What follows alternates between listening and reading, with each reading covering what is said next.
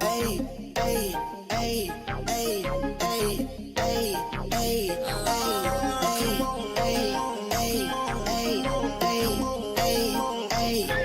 I just wanna have fun. Come and pick me up, meet me at the spot. Up all night to the sunrise. Pop back cool, get ready for the ride. Don't it feel good? Don't it feel good?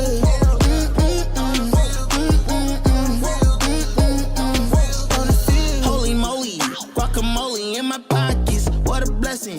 Got it on me, I got options. Real stepper, check the shoes, get it poppin'. Eating good, feeling good. Where my hopping done at? Put it on a plate with some lemonade. That's the way we did it in the old days. Back then, mama said, get up, walk on play. But you better not come home like this. Street lights, we was young racing. Street lights, carefree was the best time. Fast forward daydreaming about the next time. When it's gonna happen again, cause I just wanna have fun. Come and pick me up, meet me at the spot. Up all night to the sunrise. Pop back cool, get ready for the ride. Don't it feel good? Don't it feel good?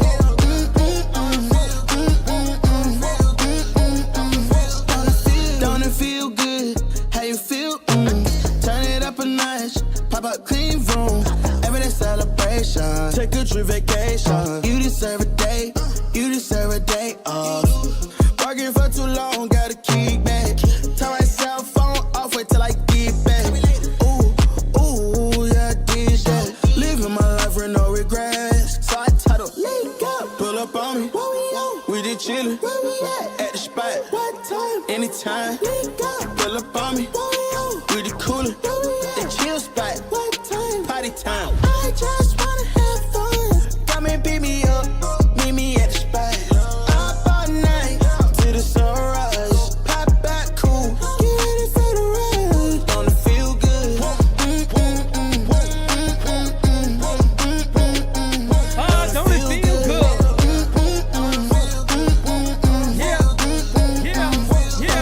Yeah.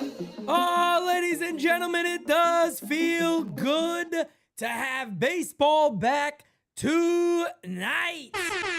I am here with the one and only grandmother-loving son of a gun himself, Francis, the one, the only, Lee. Yes, sir. Yes, sir. Good morning. Happy Friday, chat. What's up with y'all, man? Happy Friday. I'll leave the singing to Uncle Dom. I'm pretty sure we'll get to one here momentarily. That Francis, baseball's back. How we doing? How was your 4 days off? You relaxed? You had a good time? I mean, I wasn't in Atlanta vacationing, but I did have a nice weekend last weekend. So you know what I'm saying? I did have a nice. We had a good time. We had a good time, man. If you guys don't know me, you guys do know. That's right, because we did the live thing together, the game season alive. But we were hanging out together, man. We had a great time celebrating something beautiful and lovely and wonderful, and you guys would know about that here very, very soon. But baseball is indeed back. The Yankees in ATL tonight. It's going to be interesting. The New York Yankees, as it currently stands, folks. Oh, what the hell is this? Because ain't nothing on the damn screen. As it currently stands, the Yankees are in a blackout. They're in a blackout as it currently stands, but there it is. For a second. Se fue la luz. It's just, the lights just went out for a little bit. That's all right. They'll be back. Here it is right here, folks. The Toronto Blue Jays are 2 games up over our New York Yankees. But, folks, things can change here very quickly over the next 6 days, as the Yankees will play 3 against Atlanta, and then they will have 3 against the Toronto Blue Jays. So very interesting things coming up here for the Yankees. Of course, it is now a 4-team race in the American League. I think that's fair to say. 5.5 isn't insane. That's what the Rays are back. Boston, winner of 10 in a row, are now 3 games back. Whoever thought? I thought Boston was dead in the water.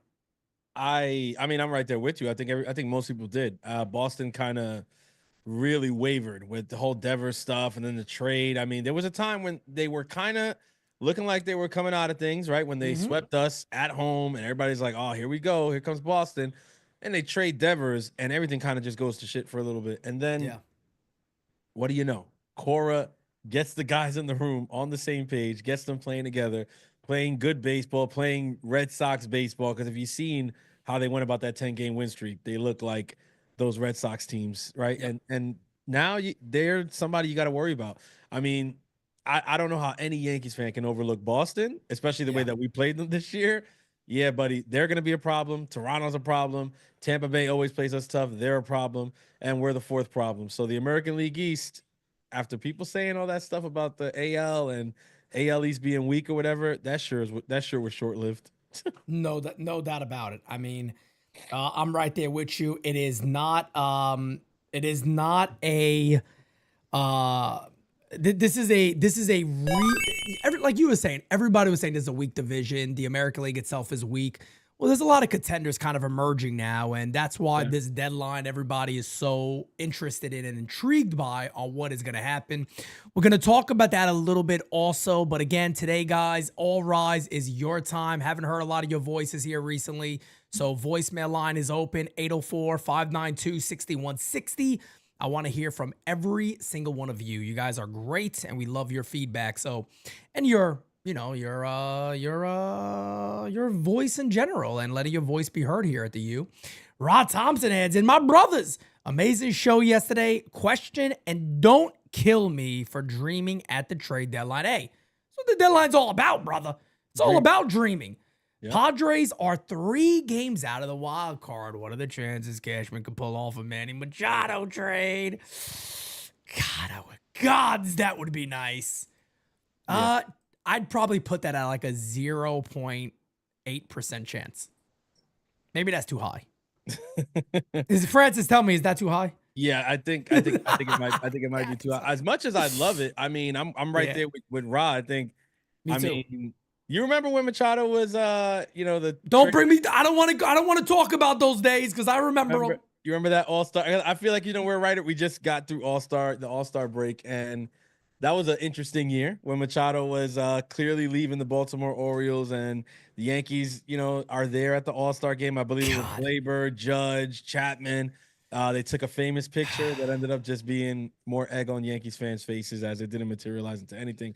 He got traded to the Dodgers, who always seem to pull the trigger on the moves, right? And the Yankees kind of, another bridesmaid yet again. And then, the rest is history. Dodgers went to the World Series and lost. And Manny Machado actually made the last out, striking out to the Boston Red Sox. Oh, indeed. Isn't it crazy how that type of stuff works? Alex says, I gave this super chat at the end yesterday, but it was missed. But I said, hot take, if the Yankees don't win the World Series this year, the org loses prestige a bit. I think they have already. I don't think they got to lose this year. I think they already have. I feel like it's going to change either way. Yeah, I don't think anything's going to change either way. And let me also just say this. I don't necessarily think I don't want to say it's not a bad thing, but when you just don't win, you lose prestige. You got to remember, like when we grew up, and the mid to late 90s, the Yankees are winning every year. Yep. Every year. I mean, it's difficult to compare that level of prestige to where the Yankees are now when they haven't won since 2009, even getting back to the World Series. Michael Kay and others will want you to know that was a great accomplishment, when in reality, accomplishment or not, the end goal was not met. So that prestige stays where it is. You didn't hold the trophy up.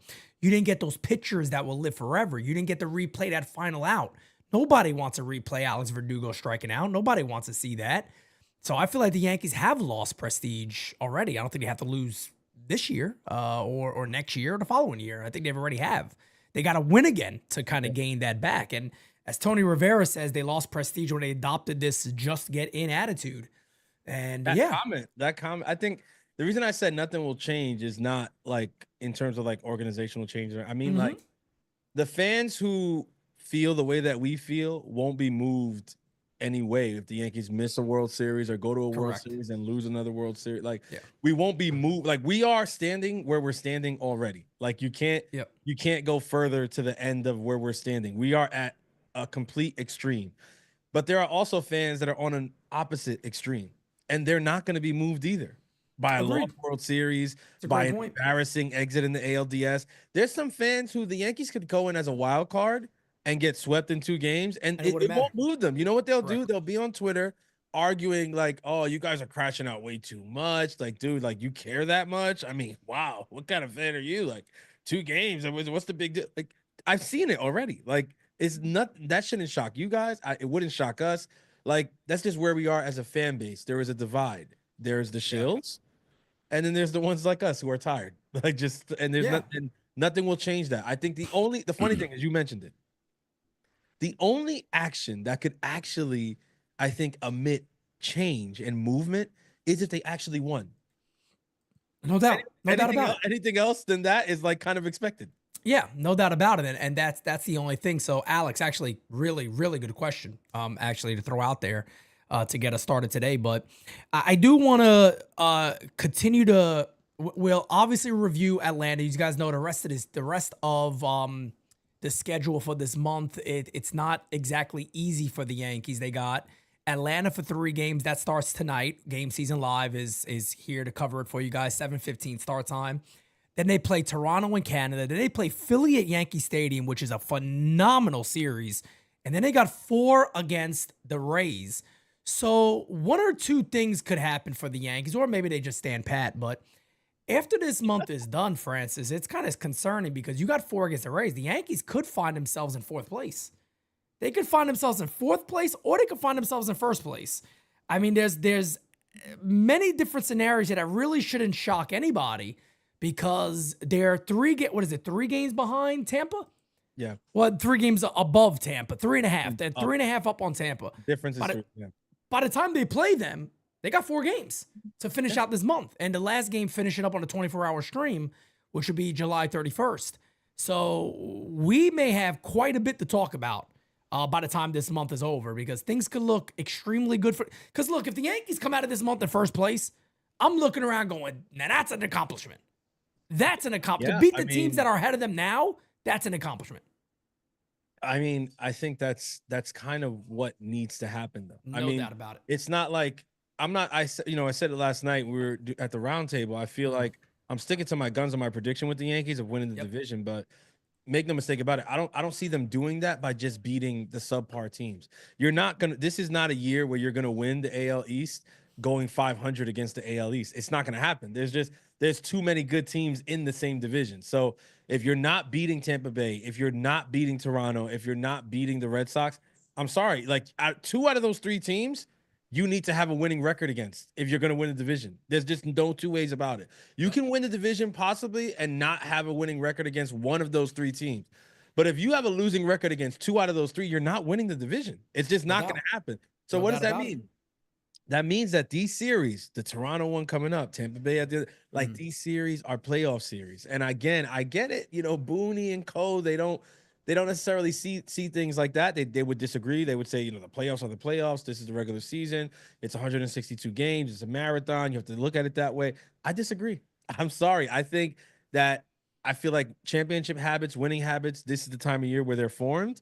And it's important, bro. I want to see how the Yankees approach that series against Toronto. I'm not overlooking Atlanta. This is an important series. No, definitely not. Spencer Strider tonight. Yes. I mean, against undecided. against undecided. So the Yankees don't even have a TBD. TBD is pitching the whole series, by the way. So we don't even know yet, what it's looking like for the Yankees. They don't know how they're going to line them up. Rodon threw on Tuesday. So Right. Earliest you could see him will be the 3rd game. Yeah, that's what I would think. He'd probably throw in the 20th. Max Free wouldn't even know if he's going to skip a start because of the blister situation. So we don't even know what's going on with that yet. Do you want to get into that or not yet? Yeah, no, we could talk about that. I don't know if anybody is. I know a couple of people in the chat said they're very concerned about it. I don't know how you feel. Yeah. I wanted to talk about it because, this is something that he's dealt with in the past.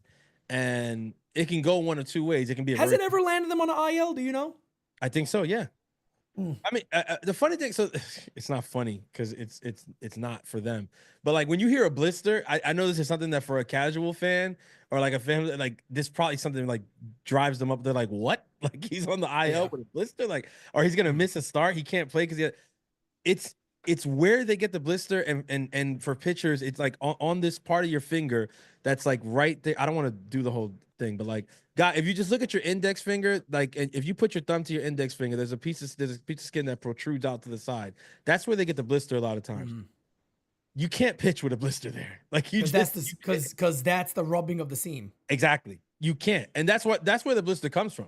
But you cannot pitch like that. Like you're not, because you don't have the same grip strength on the ball, which now sounds crazy, but now you open yourself up to being susceptible to worse injuries because you have a weak grip at the top. What do you put more strain on? The elbow. Yep. And that's what you don't want. So in somebody like Max Fried's situation and the Yankees, I'm sure they're gonna go like real tentative with it. Like, let's make sure you feel like 110% and then start, go out there. Now, it gets tricky if he misses 2 starts because now it's a situation of we need to ramp you back up. Like you missed 2 weeks of baseball. Like I'm saying, if he misses the 1 or just delays it by a couple days or whatever, then we're okay. There's no ramp up. There's no rehab. There's no nothing like that. If he's gonna miss a second start, then they probably will do an IL thing and put it retroactive, maybe like a 10-day situation, whatever.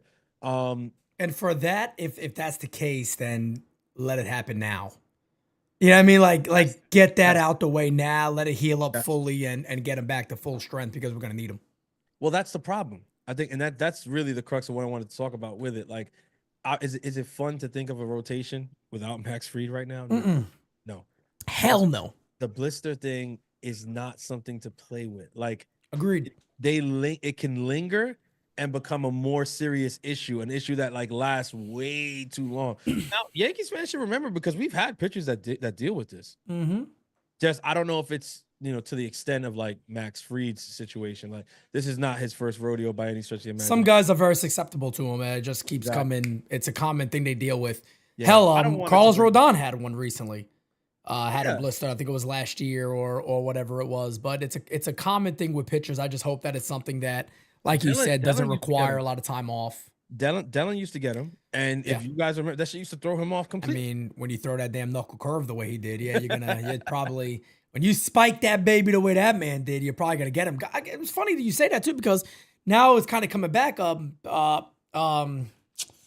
Burnett used to suffer from blister problems. He has that spike curveball also. So a lot of pitchers do. So hopefully it's not something that's going to beat him up too much. I want to get into a voicemail real quick to start, and then I want to talk about Joel Sherman and what's Suarez. The other dude's name?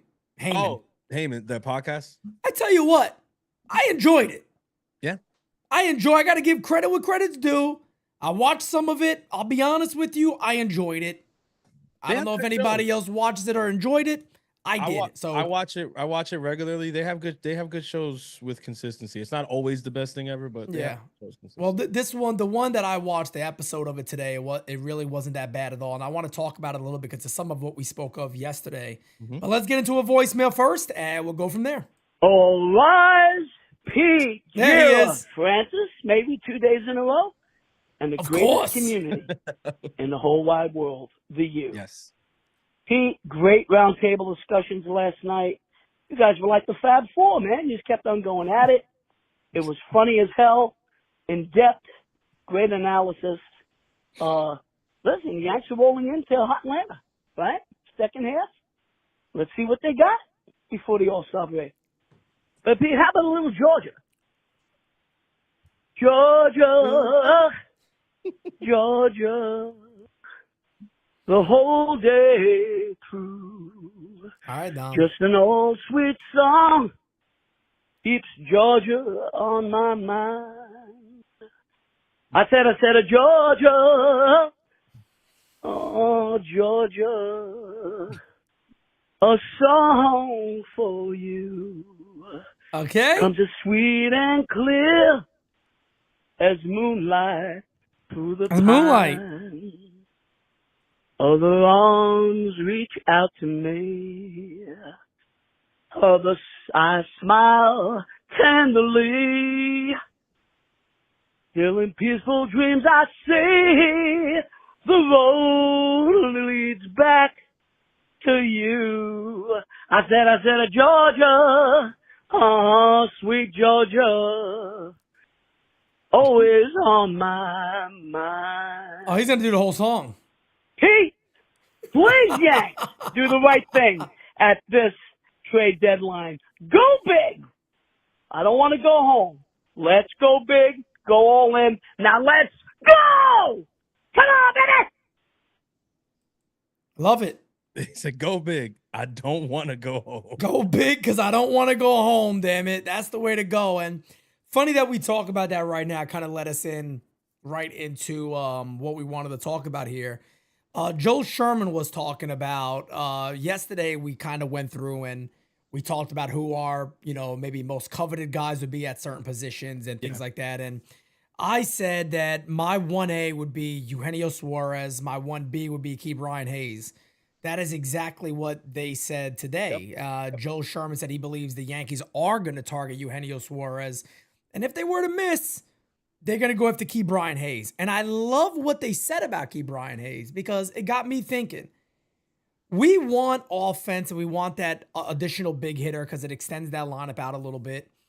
But they made a good point. They said a guy like Ke'Bryan Hayes is complete lockdown defensively at third base. Very, very good defender. One of the best in baseball defensively at third base. But they compared him to Scott Brosius.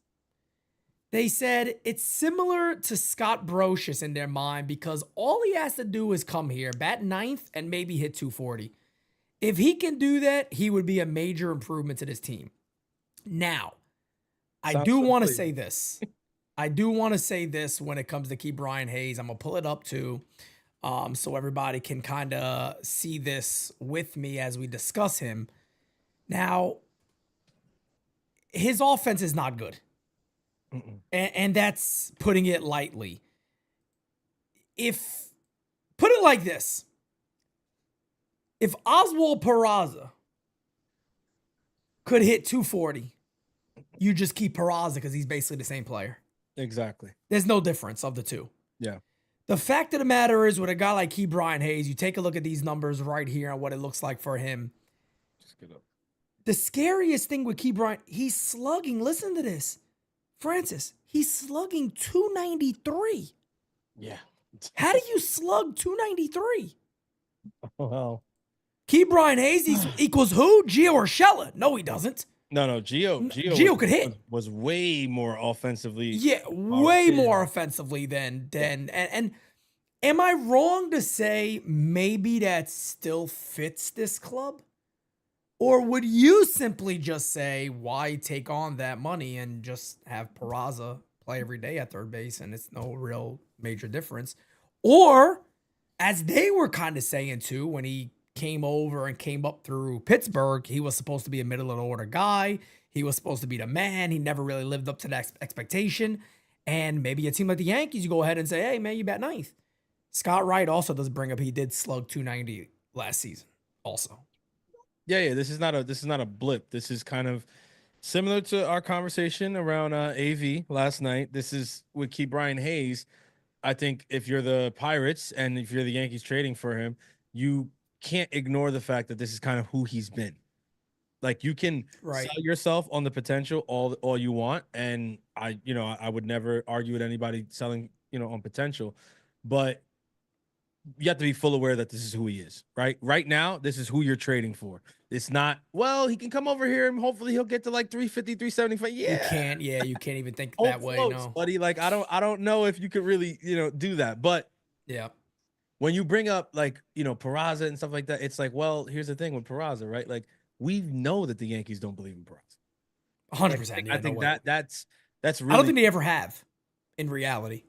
I mean, I think that's a fair assessment. If you look at, I don't think they ever really have handled, and so when you look at it like this, with trading for Ke'Bryan Hayes, help our situation, even if he's just like Peraza, I think it might. Why? Because if they're trading for him, then they believe in him something, at least, right? If they're going to sell assets to get this guy, that shows some level of belief. And I would have to believe that the Yankees have some idea of what they can do, like some kind of plan that they think they can implement with him and try to get something out of him. And when you have a player that you trade for, you're going to be invested in them because you sent assets to get them. So he's going to be given the opportunity to play every day. And we're probably not going to see too much turnover there at third base. It's going to be consistent. And I think that's kind of what I want for the Yankees. I mean, it's kind of only what we've been talking about for like the last 5-6 years. It's like just some consistency. Like know that every day, okay, this guy's playing short, this guy's playing third, this guy's playing second, this guy's playing first. Yeah. You get that. Whereas with Peraza, I don't know, like, yeah, DJ's gone, but I mean, before that, remember, you didn't know. You just didn't know what the infield was gonna be like on a day-to-day basis. If they trade for Brian Hayes, he's out there every day, he's giving you plus defense.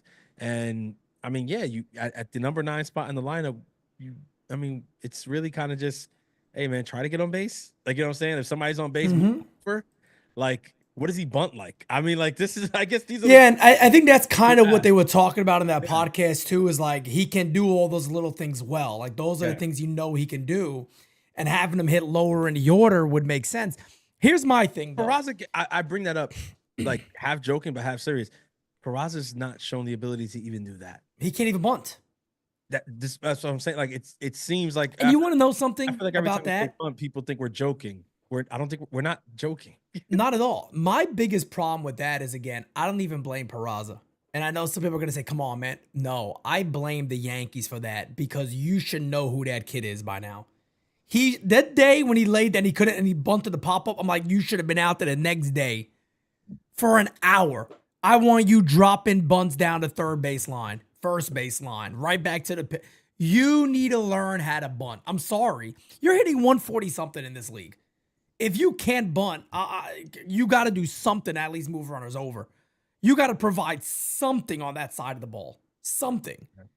You know, that's my thing. But that's what A-Rod brought up when he spoke about 100%. I don't know if it's him or the instruction that he's receiving. And that's right. One of the points I really liked. That's right. It's true. It's like, at what point do you sit back and say, like, damn, man? I mean, how many times have we heard that comment, bro, about what's going on in the minors and how they're not teaching, they're not teaching kids baseball anymore. Well, remember, analytics don't believe in it.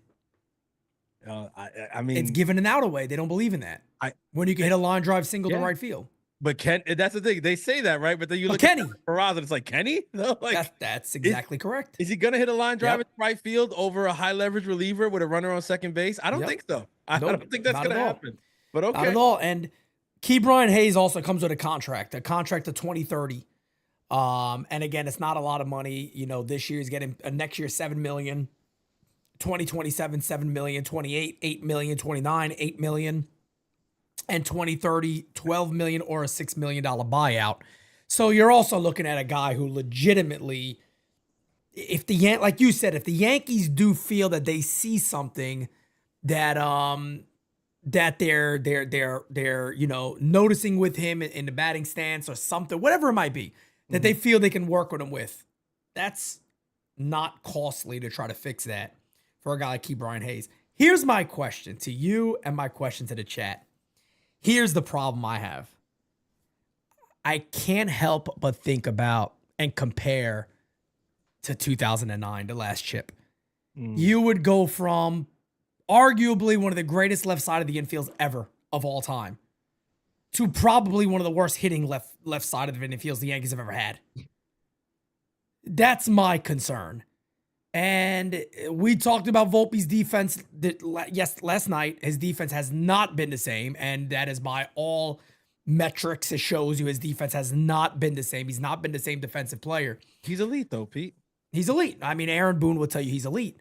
But you go from, and I know it's not fair to compare A-Rod and Jeter to anybody, but they are the Yankees. The last World Series they won, A-Rod literally just said you can't really win with guys that are hitting 218, 215. You're going to have multiple guys in that lineup potentially that'll be doing that, and they're taking up the left side of your infield. Do we really feel that that's a winning formula? Well, Pete, that's kind of the only thing that I don't like about Brian Hayes is something that really is not his fault. But I feel like the simple fact that we have Anthony Volpe already in this lineup is what makes me so hesitant to pull the trigger on a trade for a guy like Brian Hayes. I know that the money makes sense. I know the money's actually really good going up into 2030. It's true. But when you already have Anthony Volpe on the left side of your infield hitting the way that he's hitting, how can you afford to not have bomber third baseman. Like I just don't see it. Like, That's my thing. listen, guys, if you look at an infield on a team and you say, okay, right side of the infield, left side of the infield, on most teams, which is the weaker hitting side? It's the right side. It's not the left side. Shortstop is a premium position. Third base is a slugger position. I mean, guys, name the third baseman across the league, bro. There's sluggers all over the place. That's right. We are right now fielding Volpe and Peraza. Like, bro, on what planet is that a World Series contender? Like, let's just be honest. Let's just, clear talk for a second. There's no way in hell that that's a World Series contender. I'm sorry. And that's my concern because you can't mask it any other way. You can't mask that and kind of sell that. You'd have to sell it as a defense infield. You would have to sell that as a defensive left side. That we're going with the best defense we could possibly put out there because maybe we can't find the offensive bat that we want. So we decided to supplement that with the best defense possible. We feel we've done that. That's the way that message, or, like you said with Key Brian Hayes, you could simply say, we think there's a lot more talent in there. We think the change of scenery is going to help. We think there's things that we've noticed that we can fix. Potentially, that's something you want to do. My issue again with that is, why are we taking on a project when we're the New York Yankees? And that becomes my problem. Now, money. Suarez isn't the greatest defender. No, he's not. I'm still taking that over Key Brian Hayes. Now, there's another thing that gets involved in this. Peraza stays on your team. If Suarez, if you're up 6-3, 7-3, top of the seventh, you bring in a better defender. You got 2 months with him. Francis, you got 2 months with him. Yeah, you're right. You don't owe him nothing. You just want to get the best out of him. If that's the case in their tight games, if you're worried about defense that much, I get there's going to be a time. If you get Suarez, there's going to be some place you go, fuck. Yeah. But he might just hit that grand slam for you. He might hit a 3-run bomb. He might put you up in the sixth inning. He might put you up in the fifth. I mean, that's kind of what you put up with if you're the Yankees. I feel like, is the defense yes, is he great? He's not great defensively, we're not saying, but I also feel like a lot of times when it comes to, trade deadline or off season, when a player is available, right, they also become vulnerable in a sense, because all of a sudden you start, like, whatever weaknesses they have just get exploited to the 10th power. And now all of a sudden it's like, this guy's like the worst defender ever. It's like, he's not the worst third baseman ever. Okay. Like, no. You know what I'm saying? We've had some pretty bad defenders on the Yankees in recent years. He's not the worst. He won't be the worst if he comes over here and plays third base for us. Now, what you just said is true. You got a 3 WAR, by the way, too. That means your defense can't be horrendous because his offense isn't that great to make up for that. So you're not wrong about that, because WAR does imply defense. And this is why Juan Soto never always leads the league in WAR, because he's not great defensively. Exactly. And his defense hurts his WAR. I don't think Suarez's defense doesn't. It definitely hurts his WAR in a sense, but nowhere near as much as it kind of sounds like when you listen to people talk about him as the deadline approaches. And I feel like the Yankees can withstand his defense and really benefit from what he can do in the lineup. No doubt. And let me just run some numbers by everybody really quickly in case you kind of feel like, no, we can't. Because I've seen that take. Hell, Christian doesn't like Eugenio Suarez. And, you push back on that. We push back a little bit on that. Here's what I need to say about Eugenio Suarez before anybody sits there and goes, no, we can't make this deal. 3 WAR, 31 homers, 250 batting average, 78 RBIs, a 320 on base percentage, a 569 slug, and an 889 OPS, an OPS plus of 142. You're buying the bat, folks. And MLB Marathon just said in the chat, he's serviceable. If he's serviceable at third base, I mean, you got to take those numbers all day, because the Yankees do need help offensively. I know what people, but they're leading this and that, The Yankees have not been consistent enough. I think it also locks down their lineup a little more than we've seen before. Think about what that top of that order has been. Let's say the Yankees, and they've kind of, switched up on this. They've kind of gone Dominguez, Judge, Bellinger. Let's just say they stayed with that. Dominguez, Judge, Bellinger, Suarez. I mean, that's bananas. That's bananas. That's kind of things as a Yankee fan that we look forward to. That's the type of lines that we want. And then guess who becomes your number 9 hitter? Good old Tony V. And let me tell you something else about that. Nobody's going to give a poot what Tony V's doing batting ninth, because then he becomes the guy that we were just talking about in Keep Brian Hayes, that he could bat ninth and do little things. And every type of production you get from him, great. I mean, that's kind of when you put it that way, you think about that being your top 4 of the lineup, and then you still haven't even heard of the names of Jazz and Goldschmidt and Stan. That's right. Like Rice, whoever the hell's in there. Ben Rice. Now you're talking about a deep lineup. Like that's a lineup that can do damage, that can cause some trouble for opposing pitchers in playoff series. And that's what you're trying to do. You're not, it's about, you want to win a division, you want to win games here, but it's like come October, right? You want to be able to put out a lineup out there that doesn't have like prolonged weak spots. And I feel like that was an issue for us last year. I feel like last year the New York Yankees were very top heavy with Judge and Soto. Like that's right. Judge and Soto at the top of the lineup was a nightmare. I know every pitcher that had to start the game and see these guys 2 and 3 times was like, geez, like to have these. I mean, who in their right mind wants to pitch to Juan Soto and have Aaron Judge on deck? Like that's horrible. Nobody. It's the worst position to be in as a pitcher. But the Yankees were at their best, by the way. If you remember this, we talked about this a lot. When the bottom of the order hit. Exactly. But that's what happened is when the bottom of the order hit, they started to put even more pressure on pitchers. And I think that's what happens if you know that you're facing the number 8 hitter and you fall behind 2-0 and you're thinking, okay, I got the number 9 hitter on deck. There's no outs here, right? I got to get this guy though. Because if I don't, even if I get the next guy, the top of the lineup turns over, and then Juan Soto's on deck and Judge is in the hole, and I already got somebody on base. And that's when you start to get in your head too much. You start making mistakes, and that's how number 8 and 9 hitters get you. They walk, they get a little bloop single here, and now you're in trouble. Now you're in trouble because now you're facing the top of the lineup, and they already got people on base. That's what a lot of teams do to us. It pisses me off. That's why I gave Warren the grade I gave him, and even Schmidt. We didn't actually grade him, but if I would have, that would have had a lot to do with why I grade Schmidt the way I grade Schmidt, bro. Like, you got to be careful with those bottom of the order people because they put you in difficult situations when the lineup turns over. Well, that's what we want the Yankees to do. But last year, it was harder for them to do. With this iteration of the lineup, what Suarez does is he provides more balance. Right now, we got good lefties, Jazz, Bellinger, Dominguez, like great lefties. Ben Rice, we're not as good right-handed. We're just not at all. Okay, like, if Volpe would have been better offensively, then we wouldn't be having that same conversation. But right now, right-handed, it's Judge and then Goldie. And Goldie, that's really it. Goldie's not hitting. He's not hitting. Nope. So that's why I said. And Macho just took the words right out of my mouth. To me, a guy like Suarez is a World Series move. Yes. Because a lot of people think you're gonna get Suarez for nothing. No, you're not. I mean, Suarez is gonna cost something that's gonna hurt a lot of Yankee prospect, people, Los here.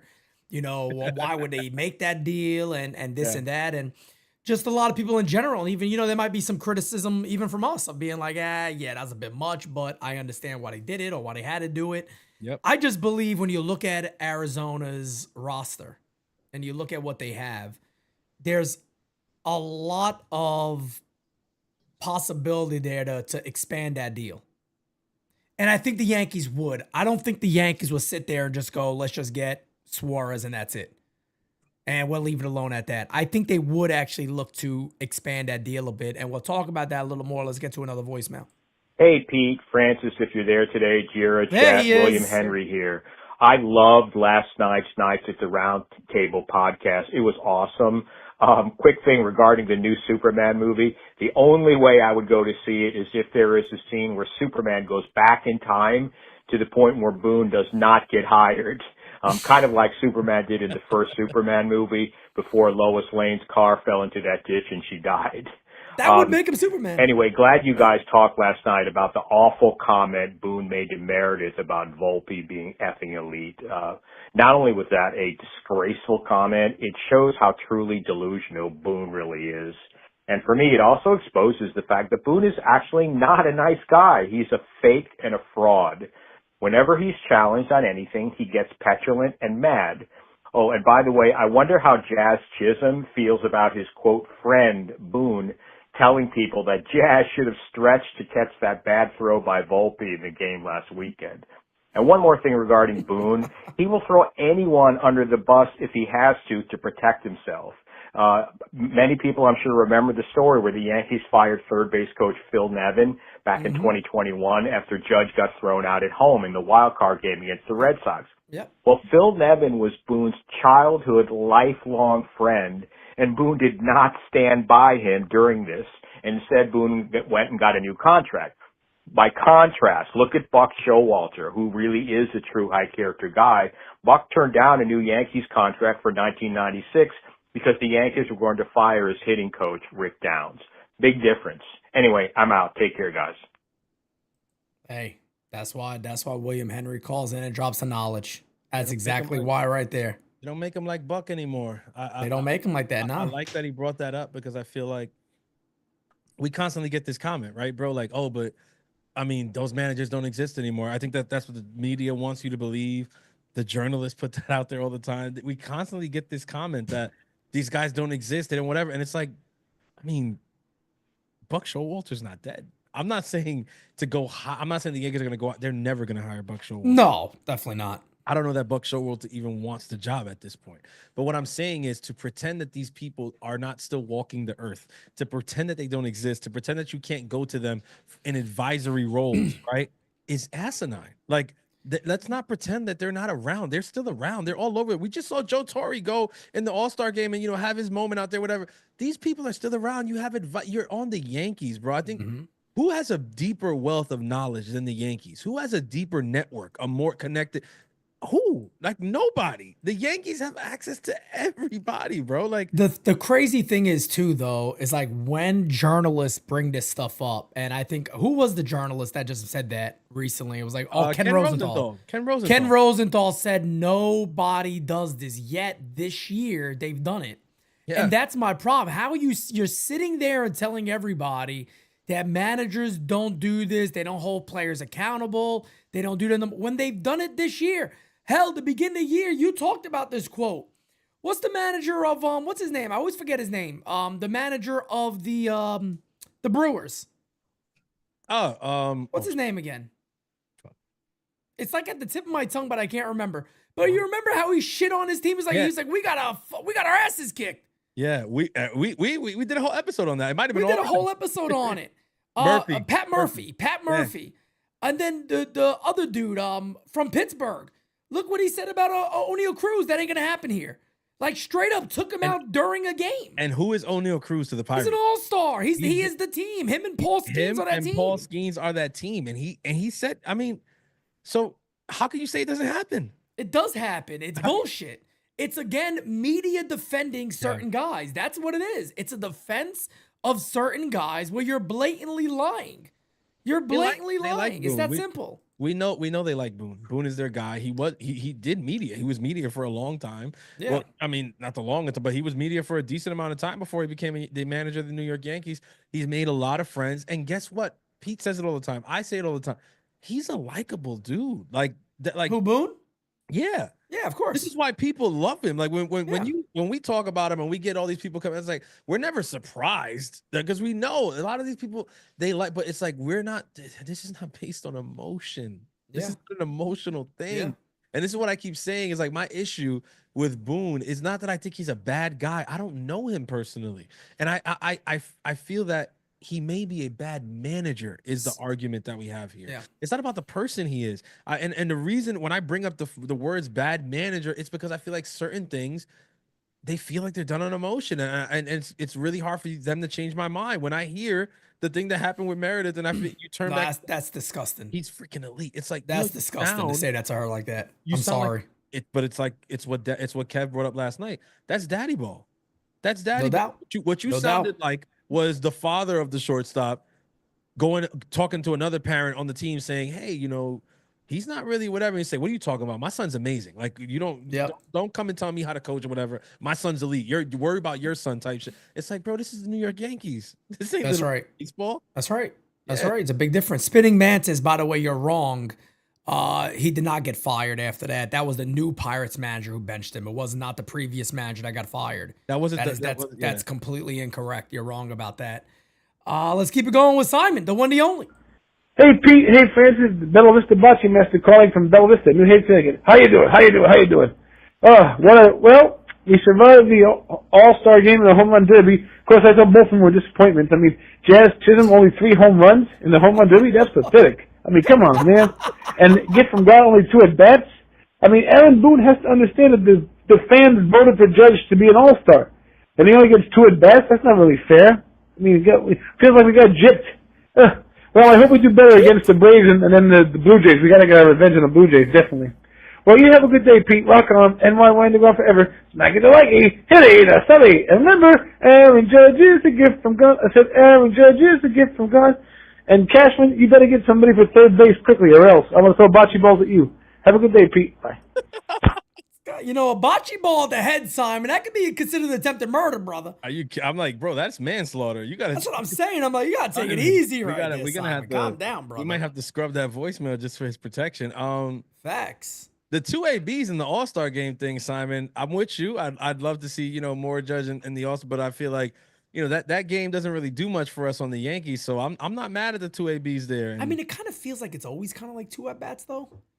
And no, not everybody even gets 2. That's what I'm saying. A lot of guys get 1. Only the starters, only the big dogs get 2 at bats and stuff like that. Like, a lot of guys just get the 1, and it's like 1 and done, buddy. Have a seat. I think what people tend to forget about too, Francis, and correct me if I'm wrong on this, but I think a lot of people forget that the All-Star game isn't just a game. A lot of it's the festivities.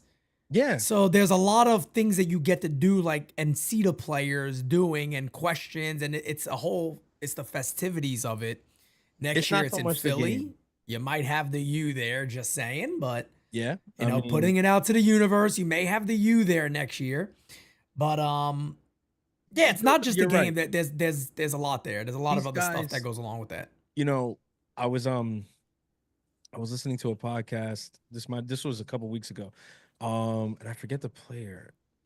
It's a Dominican player. Was it Melky? It might have been Melky.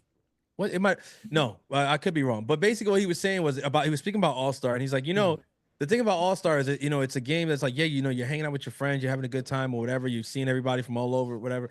It's really hard to get into like game mode. He's like, it's weird. Yeah. He's like, it's really, it's hard to like, get into that mode of like, oh yeah, like we're going out there, we got to win this game or whatever. He's like, it's not really like that. Like it's more of a showcase. He's like, it feels more like a combine. If you remember, like when the draft combine, when the guys go there, everybody's kind of like individual. Like, yeah, I'm gonna go take my at bat. Like, yeah, I'm gonna try to hit a home run. I'm gonna try to do this. I'm gonna try to do that.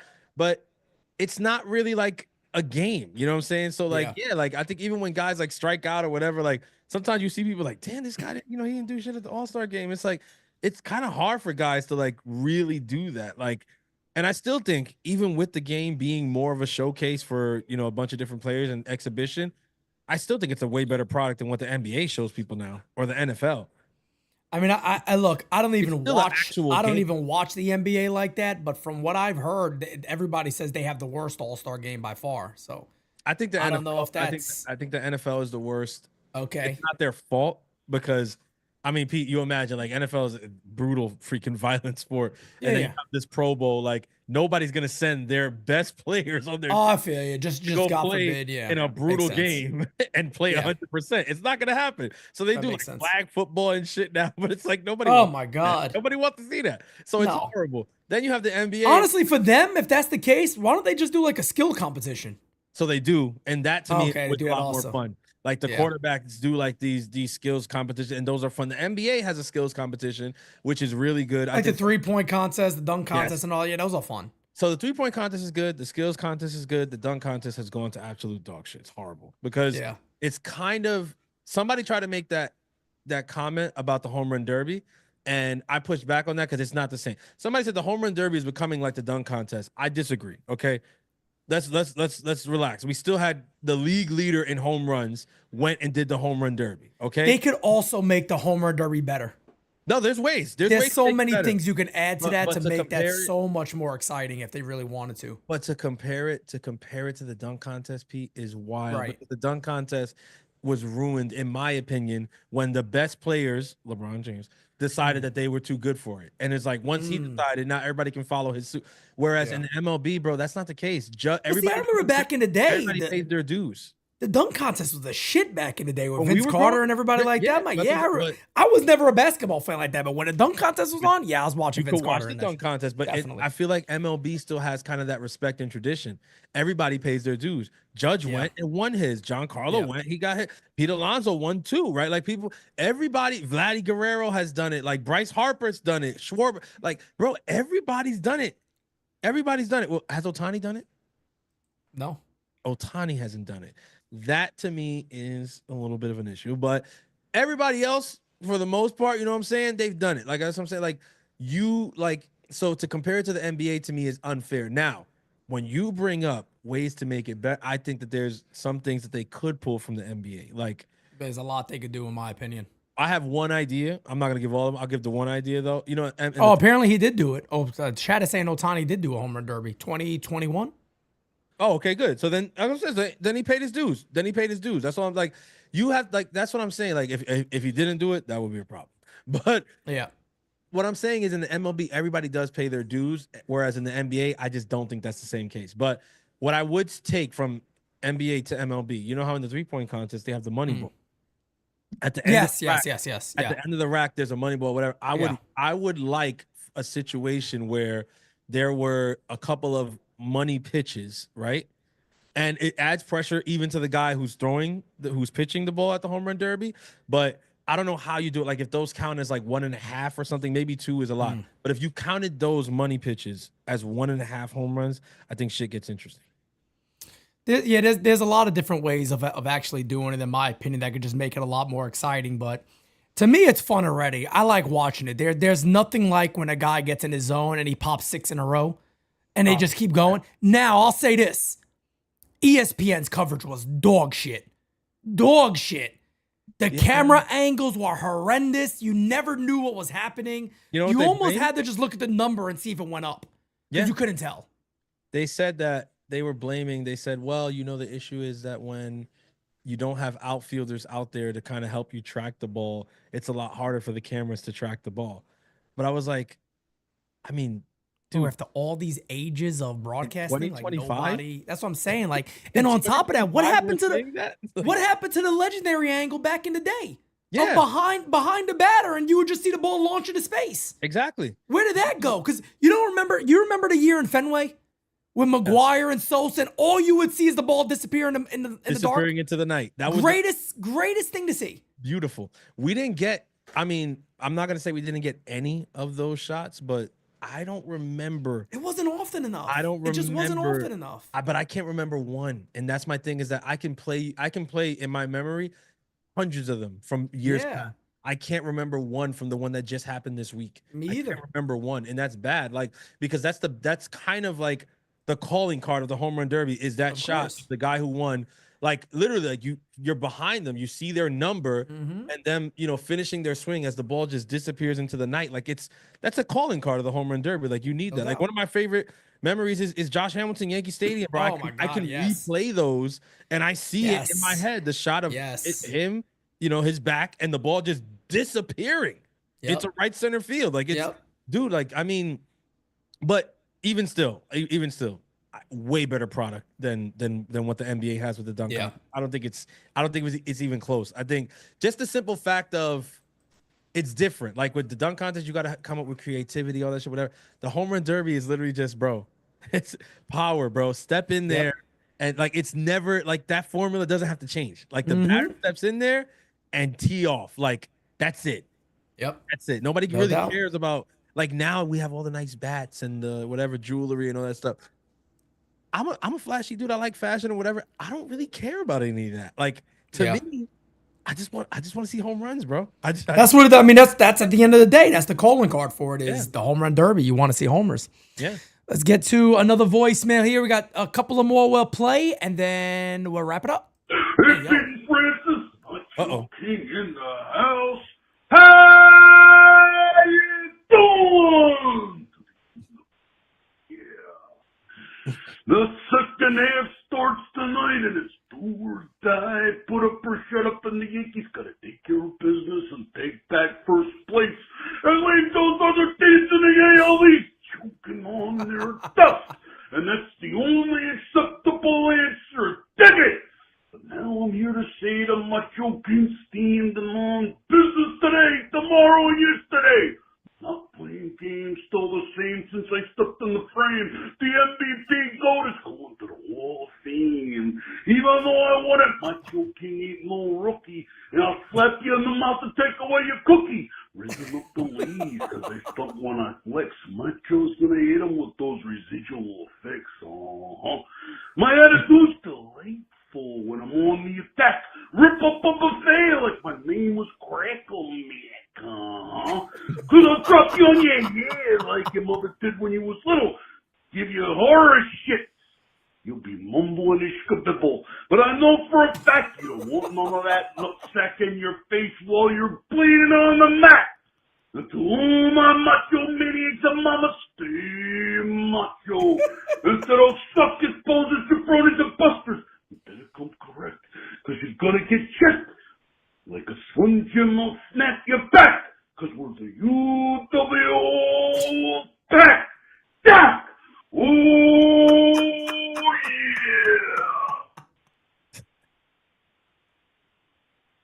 yeah! Watch out!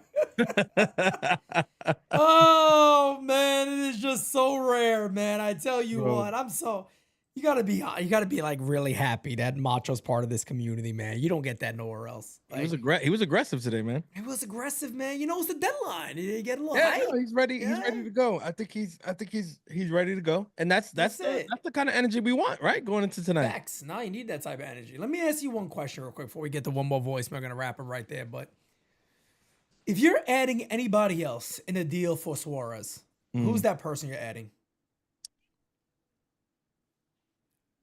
I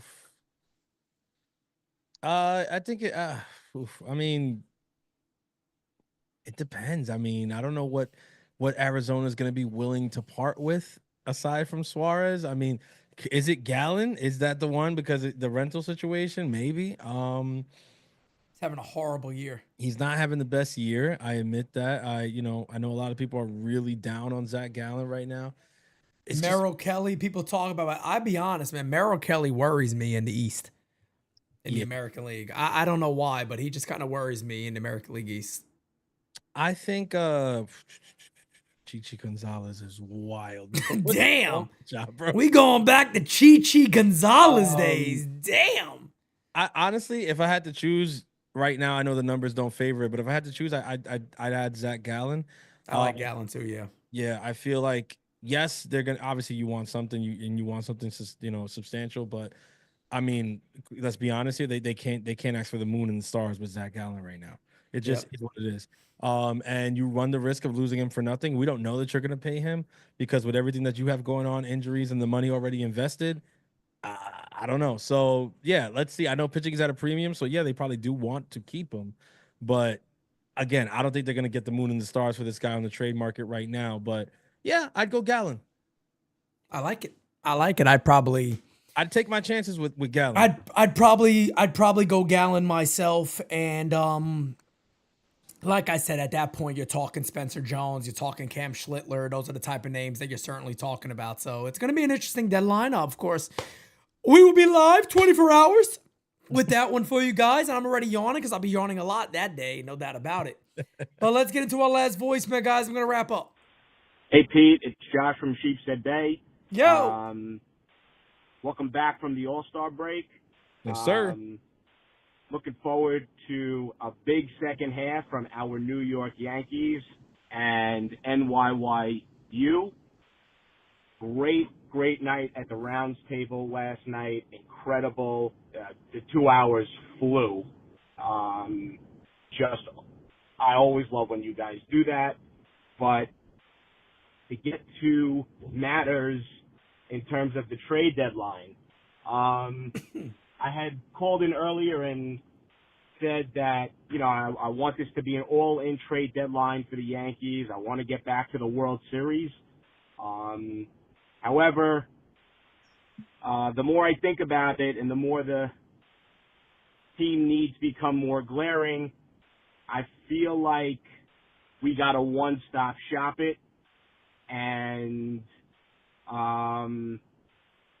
Pittsburgh and Minnesota seem like the two teams that could really fit our needs, and we can fit their needs as well in terms of a trade, because third base, starter, reliever, that's a lot to ask at the deadline. And I feel we're a good match. Which team do you think we match up with and you would like to make a deal with? And as far as Suarez and Gallen are concerned, I'd like to have them. They would be great, but they're rentals, and I'm not breaking the bank for them. Not to sound like a prospect hugger or anything, but I'm not breaking the bank and giving them any of the top farm hands in our system for those two guys. Again, let me know what you think. Let's go Yankees. You're gonna have to, brother. You're gonna have to. You know, I think Yankee fans gotta understand that is that you don't just get anybody for nothing. I mean, you're gonna have to give something up that you like. I always pose this question: do you want to? Are we all? Everybody here is everybody here comfortable waiting till next year or the following year? Aaron Judge is 30. What is Aaron Judge? 33. 33. 33. 34. Carlos Rodon. Cole's gonna be back next year. Rodon's getting up there. 31. Max Fried, like you know, Christian said he's right. 35, 36. He's 35, 36 years old. Christian's right what he said about Max Fried. Who knows if you ever get a year this good again from Max Fried? You never know. I mean, you never know. He's been phenomenal this year. But that's the thing. Why wait? And again, for people like Anthony right there in the chat, both of these guys, they're not going to save this. That's not the point. The point is about saving this team. That's not the point. The point is looking to win now. You got to look to win now. When you're the New York Yankees, you can't sit back and go, you know what?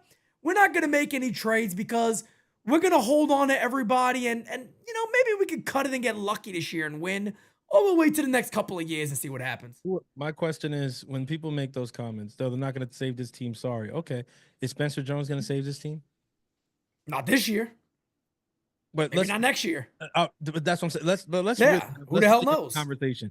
Is he going to save this team this year? No. Is he going to save this team next year? No. He's not going to save this team next year. And listen, even if he really is the next Aaron Judge. We just had Aaron Judge all these years. How many chips have we won? And even on top of that too, with somebody like Cam Schlittler, I love what I see from Cam Schlittler. It's one outing. That's at the major league level. It's like, I get it. He looked good. Like the stuff is great. And I saw concern. But how? Yeah, there's. I've talked about it. Yeah, of course. We on All Rise last week, dude. There's concern, but my thing is, bro. Let's be honest here. Either like before last week, you know how many Yankees fans didn't even know Cam Schlittler existed? A lot. And A lot. The same people are on Twitter talking about this guy's untouchable. You can't trade him. It's impossible. We've never seen anything like this. Shut up, bro. You don't even know what y'all don't know when he was drafted. Y'all can't tell me the year he was drafted. You can't tell me what school he went to. You don't know where he's from. You don't even know what pitches he throws. You just found out his name a week ago, and you're saying he's untouchable in trades this week. Like that's, don't get me wrong. Like when somebody like Los is like, you know, in the chat we're going back and forth. He's like, yeah, but you can't. Los, bro, he knows what he's talking about. He knows these guys. He sees these guys. Whatever. Like, you know what I'm saying? We follow these freaking guys. I get it, but on Twitter and stuff like that, there's all these people. They can't even spell Schlittler's name right. Yep. And they're lucky that it's an app where you type and not speak, because I guarantee you they can't pronounce it. Hell no. But they're telling you that he's untouchable in trade. JP in the chat says Spencer Jones is ready right now. What are you guys saying? Where's he playing? JP, where's he at? He's ready right now. Okay. JP, where's he at exactly? Okay. He's ready now, but where is he? I'm gonna tell you right now. Since you said that, can you just confirm where he is? If he was ready right now, the Yankees would love nothing more than to start him over Dominguez. If he was ready right now, he'd be up and he'd be the one playing left field. Jeffrey said it for me. He's in AAA. Now, I'll give you this. You ready for this? If the Yankees go out there and they say, hey, we're going to make a big trade, and you end up seeing Grisham traded, and they're going to say, hey, we believe Spencer Jones could be our everyday center fielder. I'll give you it. Okay. I'll give you that. And I'm cool with that. But you can't say Spencer Jones is ready right now. And on top of that, I don't think anybody should be shocked when he got called up and dominated AAA. I'm sorry. I'm not shitting on his production. He's doing what he's supposed to do. But I don't think anybody should be looking at that going, this guy's, he's a monster. Take it easy.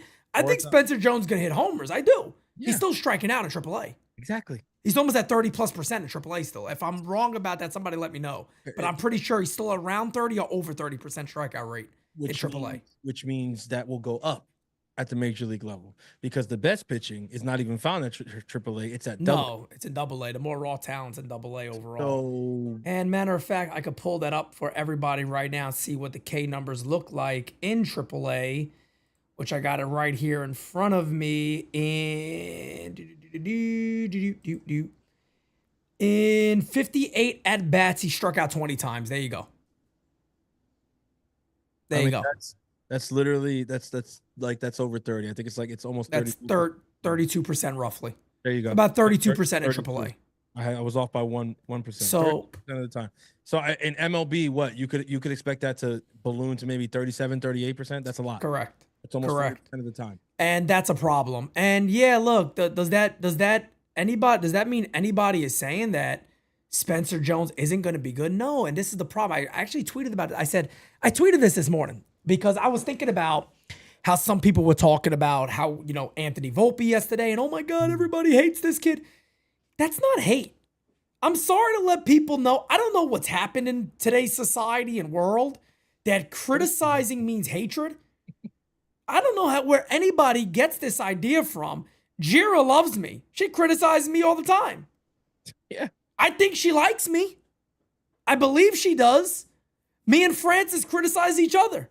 Yeah. It's my brother. Does that mean I hate him? Love him. No. Criticism is part of life. Everybody's going to be criticized. To criticize somebody has nothing to do with hatred. It's just that, I don't know, society has gone to this way. Is that, oh, you say I did something wrong, you don't like me. No. Nobody here dislikes Anthony Volpe. I don't dislike Spencer Jones. I like Spencer Jones. But there's nothing wrong with calling out the obvious here. Is that the strikeout rate is a concern. And like Francis said, at the major league level, it's going to skyrocket. That would likely skyrocket. And that's a problem. Do you want to do that to your top prospect? I mean, is that I would call malpractice on the Yankees if they call Spencer Jones up tomorrow. Honestly, like I'd be like, what the hell are you doing? Like now? Like, nah, bro. Like, give him another month at least, another 4 to 6 weeks at AAA, and then you want to talk, September, late August or whatever. Okay, I'll be willing to see it there if there's a spot for him. But as of right now, you'd be calling him up for what? To ride the bet? Like, what are you gonna do? Exactly right. I mean, it's either him or Dominguez. I'm telling you right now, they're not sitting Grisham. They're not sitting Bellinger. Judge doesn't sit. So who's sitting? Yep. So when you say call this guy up, so then what are you saying? You think he's better than Dominguez right now? Because he's not. He's not. I don't let the AAA stuff fool you and whatever. All that stuff is good. Shouts out to him. He looks great. Great.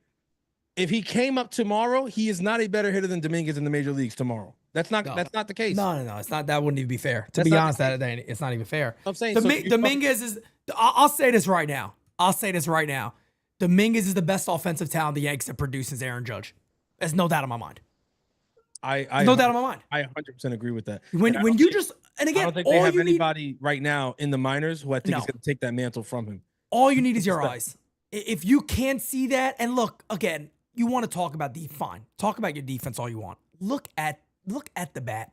Look at the bat. He stings the shit out of the baseball. The kid is 22. People tend to forget he's 22 years old. He missed a whole year of his minor league career, and he's still in the majors. He's still there. Mind you, if he never got hurt, he would have been there at 20. Yeah. We would have been talking about him being a regular veteran by this point in this team. Third year. We called him up when he was 20. 20 years old, he got called up. He homered off of a Hall of Famer. And Christian Javier. And I think the most impressive thing about Jason Dominguez, honestly, that is the reason why I'm so comfortable saying that, is the guy, his discipline at the plate for 22 is batshit crazy. The way that Jason Dominguez can work a count at 22 years old and lay off of great pitches is wild. And there are times now where you're like, damn, he swung at that one in the dirt. He got fooled by that. He's 22. But he got the mindset already of knowing what to do up there. That is the best prospect offensively the Yankees have developed since Aaron Judge. I don't care what anybody says. That's all that's how I see it. I'm not comparing nobody to him, but it's going to be interesting this offseason if Jones isn't traded at the deadline to see if they do trade one of those guys. And I think I say it again. I still believe that they trade one of them. If Jones is not traded now, I think it's Dominguez. I'm on record of saying this for a few years now. It wouldn't shock I'm not going to back off. It would not shock me one bit because they prioritize defense. Wouldn't shock me. And decide on going with Spencer Jones over him. But hopefully that's not the case and that doesn't happen. They keep Dominguez where he needs to be, which is in the Boogie Down Bronx. Batting leadoff, by the way, is where he should be. But quick news before we go. Francis, I can't tolerate Pedro Pascual no more. I can't. Francis, I can't no more. I can't tolerate this guy no more. I'm sick and tired of it. I think that's where we were going. But you know why I'm going here? They just announced this now. Oh, man. He is now going to be the leader of the Avengers in the new movies. I'm fucking done. I'm at the point where I'm completely done with this guy. I'm fed up. I'm sick and tired of it. I'm tired of seeing it. Marvel is starting to feel like Aaron Boone. They're done. They're dead. It's starting to feel like Booney is at the helm at Marvel right now. I don't know what's going on. I just think it's a little premature to announce that before we even get the movie. Like, let's see if we're gonna get the movie, and then we'll go from there. Because I think to announce that is way too premature. Yes, I watched Superman, Felix. It was horrible. Me and Francis saw it together. One of the biggest mistakes we ever made. Listen, we had the opportunity to choose between F1 and Superman. How to Train Your Dragon. How to Train Your Dragon. We chose wrong. We sat there and watched the new Superman movie. That was a very bad decision. I'm not going to give anybody a spoiler alert here. But when the man is running around the city going, can we euthanize him instead? Can we euthanize him? Like, is there a way? Fuck you. Yeah, buddy. I'm done. I can't. Henry Cavill, man. We need you. We need you. Now you know what? He's more Superman now than he ever was. We need you. Henry, we need you. This is not it. I'm sorry. This was not it, dogs. I'd never seen. This is Superman if he went to like sensitivity training. Like yes, very much. It was odd, man. It was off. Like, there's so much that I want to say, but I love our platform so much that I would never do that. So I'm gonna leave it there. But listen, if you have a choice to go to the movie this weekend with your significant other and get some buttery popcorn and have a good time, and then get some buttery cheeks after. Butter those cheeks. Butter them cheeks. Let me tell you what you don't want to do. Do not buy a ticket to Superman. Okay, no. Don't. Ask the guy who's buttering. Be like, let me get a little side butter on the side.